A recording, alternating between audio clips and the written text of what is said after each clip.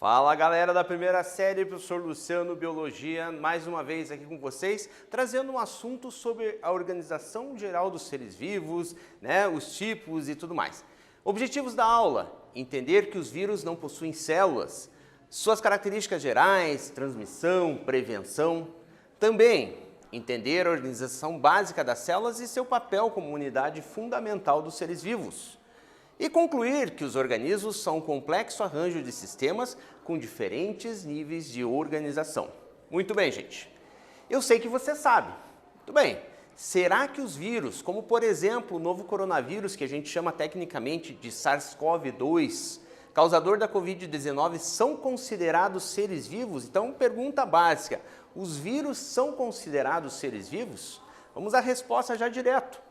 O SARS-CoV-2, assim como outros tipos de vírus, segundo alguns cientistas, não são considerados seres vivos, pois são organismos acelulares, ou seja, não são formados por células e não possuem metabolismo próprio, eles não têm assim um funcionamento próprio, a não ser que estejam parasitando algum indivíduo, algum outro ser. Embora apresentem material genético, que isso poderia caracterizá-lo como ser vivo, e capacidade de evoluir. Então, basicamente, fica ali a questão. Alguns cientistas, a grande maioria, considera como não sendo seres vivos pela falta dessas características, e outros consideram que são seres vivos pelo fato de ter essas características. Por isso, para os pesquisadores, eles são certamente enquadrados como seres vivos. E você, estudante, o que acha desse impasse? Aí é com você. Muito bem, trouxe também para vocês uma reportagem, Vírus, vida e obra dos mais intrigantes dos seres, da revista Super Interessante. O coronavírus é apenas o herdeiro de uma tradição, do herpes até a Covid-19. Entenda como os vírus moldaram a vida na Terra e a história da civilização. Essa reportagem é bastante interessante para você acessar pelo link, ler essa reportagem, emitir a tua opinião sobre ela, porque assim, o coronavírus é uma família de vírus, na verdade, não é o vírus específico da Covid. E entre eles, esse grupo de vírus, existem diversos ali que causam doenças de diferentes tipos que você vai conseguir acompanhar nessa reportagem, é bem bacana. Mas afinal, o que é um ser vivo? O que vai caracterizar um indivíduo, algo como sendo um ser vivo? Os seres vivos são organismos dotados de um conjunto de características que não existe na matéria bruta, que a gente vai dizer que é a matéria sem vida, ok? Para começar, gente, existe algo que a gente chama de unidade básica do ser vivo, que daí começa aquele impasse com relação aos vírus, que é a presença de célula. A célula é a unidade básica do ser vivo. Para identificar um ser vivo, partimos do princípio que a célula é essa unidade básica que vai formar as bactérias, os protozoários e diversos seres que a gente vai estudar aí mais para frente. Características gerais. Aqui existe uma tabela, aqui uma relação com as principais características que vão definir um ser vivo. Primeiro, organização celular. Então, ele precisa necessariamente ser composto de pelo menos uma célula. Muito bem. Todos os seres vivos possuem composição química. Todos os seres vivos possuem metabolismo, ou seja, o conjunto de funções do organismo ali. Todos os seres exibem algum tipo de reprodução. Todos os seres têm a propriedade da chamada hereditariedade, de passar os seus genes para as gerações futuras. Todos os seres vivos têm capacidade de evoluir e se adaptar. Todos os seres vivos têm a capacidade de responder aos estímulos que o ambiente impõe. E todos os seres têm a capacidade de crescimento. Então, são várias características ali que a gente... o conjunto disso vai caracterizar um ser vivo. Por isso, o impasse lá que a gente falou do vírus. Vamos lembrar disso aí. Então, vamos fazer agora, analisando por esse diagraminha que a gente montou aqui sobre o vírus. Os seres vivos possuem ácidos nucleicos e proteínas, basicamente, formação de material genético e composição química, capacidade de autoduplicação, replicação, mutação e evolução. E assim, de um modo geral, essas duas informações ali que trazem sobre os vírus, eles são seres acelulares, não são compostos pelo menos por uma célula e também não têm metabolismo. Então aí são situações que o caracterizam dentro daquilo que a gente falou. Questão de morfologia, de forma, tá, gente? Nós temos aqui um vírus bacteriófago, que assim é chamado bacteriófago porque ele tem a capacidade de infectar bactérias, né? Então, ele tem sua característica, lembrando que existem várias famílias de vírus, como eu disse lá do coronavírus, temos também a família dos bacteriófagos, tá? Vamos ao primeiro quiz aqui, gente, dessa aula. A pergunta é o seguinte: os vírus não são considerados seres vivos por muitos autores, uma vez que não são capazes de realizar atividades metabólicas fora de uma célula. Muito bem, por essa razão eles são chamados de, vamos lá, letra A, organismos metabolicamente inativos. Letra B, parasitas intracelulares obrigatórios. Letra C, parasitas intercelulares obrigatórios. Veja que é parecida intracelulares e intercelulares, parecidinha. E letra D, inquilinos intercelulares. Dou aquele tempinho para vocês e sempre lá e logo voltamos para ver se você acertou.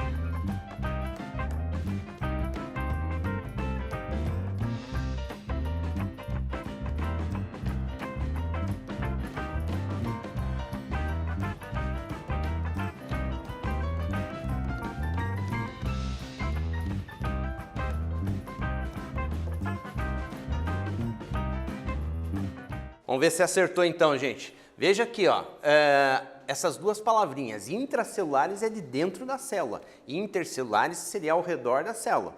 Na verdade, os vírus são parasitas intracelulares obrigatórios. E obrigatórios porque obrigatoriamente eles têm que estar dentro de uma célula para estar, né, exibindo algum tipo de comportamento ali vital.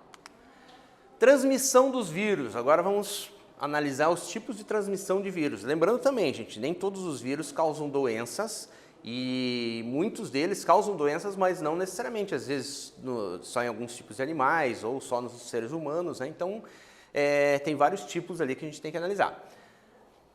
Ele pode ser eliminado pelo ar, ok? Esse vírus, né? Vamos pensar ali no coronavírus.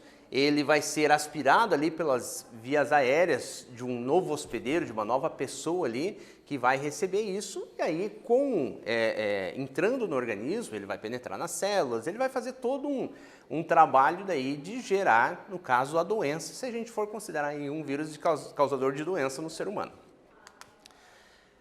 Mas com relação à prevenção, isso serve para várias doenças, né? Existe aí a gente está num momento de grande cuidado aí com relação ao coronavírus, mas a gente pode observar que esse cuidado também levou ao cuidado, né, a evitar outras doenças também, porque as pessoas passaram a se prevenir mais, tá? Lavar as mãos é um tipo de prevenção, utilizando sempre, né, sabonete, né, sabão, para que haja, né, ali a capacidade de atuar sobre o vírus. Cobrir a boca e o nariz ao espirrar, isso é muitíssimo importante, porque para você evitar que essas gotículas, que vamos supor possivelmente você esteja com o vírus, acabe atingindo outras pessoas, familiares, né, e tudo mais. Tomar a vacina quando houver a vacina disponível, né, no caso do tipo de doença que a gente for analisar. Evitar tocar nos olhos, porque uma mucosa também é uma via de entrada do vírus, tá? Lavar bem objetos pessoais, tá? Porque também ali no garfo, né, pode ficar ali na caneca, no copo, tal, podem ficar ali resíduos de vírus. E também evitar contato com o doente, o máximo possível, a não sei que você realmente tenha que fazer um acompanhamento, né? Mas o máximo que você puder evitar. Níveis de organização dos seres vivos. Gente, é o seguinte, a gente está analisando do micro até o macro, né? Assim, o nível de organização de maneira crescente. Então, primeira estrutura é o átomo, tá? Vocês estudaram isso em química, estudaram em ciências, e o átomo é a unidade básica da matéria, né? Então, o que acontece? O átomo se organiza em moléculas. As moléculas, aí falando de biologia, elas vão se organizar na forma de organelas celulares que vão estar dentro da célula, ok? Aí temos a organização chamada célula, que tem vários tipos de célula também, células animais, células vegetais, células bacterianas e tudo mais. No caso de seres multicelulares, pluricelulares, a gente vai ter os tecidos vão se organizar em órgãos, os órgãos vão se organizar em sistemas, tá? Os sistemas vão se organizar em organismo. Beleza, então agora a gente sai do indivíduo e vamos para a parte externa. O conjunto de vários organismos da mesma espécie a gente vai chamar de população, ok? A população vivendo integrada com elementos vegetais, animais, micro-organismos, vai formar o que a gente vai chamar de comunidade. A comunidade, mais os fatores que dão condições à vida, como a água, o ar e tudo mais, vai formar o ecossistema. E o conjunto de tudo no planeta Terra a gente vai chamar da biosfera, certo? Vamos ao exercício. Analisa as alternativas abaixo e marca que melhor descreve um órgão. Letra A, são as unidades funcionais e estruturais dos seres vivos? B, são conjuntos de células semelhantes que desempenham uma função específica? Letra C, são estruturas formadas por 2 ou mais tecidos? Letra D, são as partes básicas da matéria? Ou letra E, são as unidades que mantêm todos os organismos vivos? Aquele tempinho para você.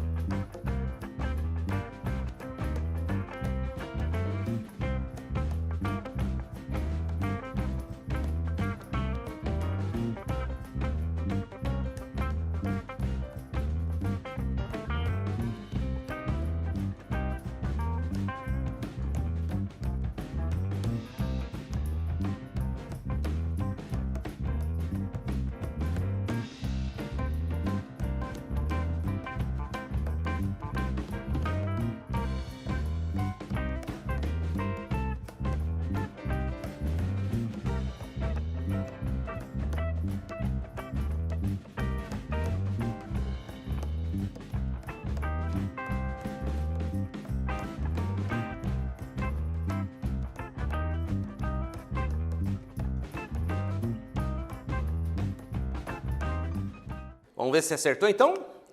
Órgão são estruturas formadas por 2 ou mais tipos de tecidos que vão formar, no caso, esse órgão.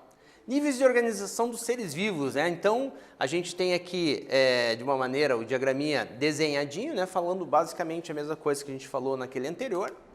E vamos mais a um exercício para testar seus conhecimentos. Os vírus são minúsculos, entre aspas, piratas biológicos, porque invadem as células, saqueiam seus nutrientes e utilizam as reações químicas das mesmas para se reproduzir. Muito bem.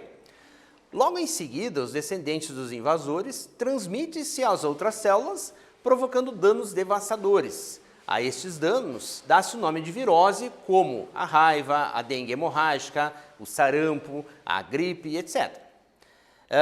De acordo com o texto, é correto afirmar que, letra A, os vírus utilizam o seu próprio metabolismo para destruir as células causando as viroses? Letra B, os vírus utilizam o DNA da célula hospedeira para produzir outros vírus? Letra C, os vírus não têm metabolismo próprio? Letra D, as viroses resultam sempre das modificações genéticas da célula hospedeira? E letra E, as viroses são transcrições genéticas induzidas pelos vírus que degeneram a cromatina na célula hospedeira. Beleza? Mais um tempinho para você.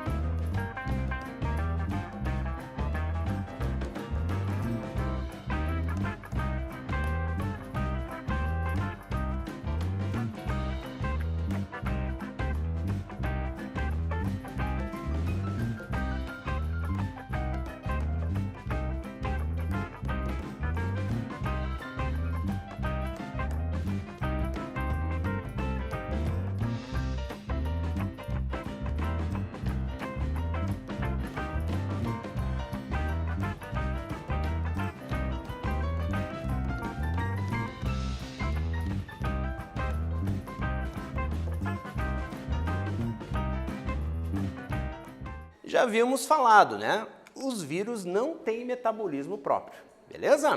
Então vamos lá. Anota aí, galera, anota aí tudo que a gente falou. A célula é considerada a unidade básica dos seres vivos, isso é importantíssimo. Existe uma série de itens que identificam o organismo como ser vivo, que é aquela relação que nós vimos.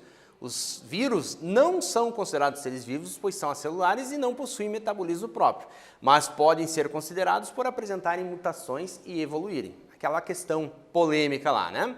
Os níveis de organização dos seres vivos vão de micro, que são os átomos, até o macro, que seria a biosfera, seria o conjunto de tudo. Relembrando, gente, entendemos que os vírus são acelulares e falamos também sobre a sua transmissão e como se prevenir das chamadas viroses. Conhecemos também as características gerais dos seres vivos como organização celular, composição química, metabolismo, reprodução, hereditariedade, evolução e adaptação, respostas a estímulos e também crescimento. E também estudamos ali os níveis de organização dos seres vivos, beleza? Galera, obrigado pela atenção. Qualquer dúvida que ficar, você tem à disposição o seu professor, tanto em sala de aula como pelo Google Classroom. Você pode tirar todas as dúvidas que você tiver, você pode rever essa aula, né, no YouTube, você pode baixar os slides. Você tem uma infinidade de oportunidades ali. Como também você pode ir até a escola, solicitar o material impresso para você levar para casa, levar para o seu professor corrigir e assim ter uma devolutiva. No mais, tudo isso você vai precisar durante o ano, para um vestibular, para o Enem, tudo isso vai ser muito importante, ok? Então, muito obrigado e até a próxima!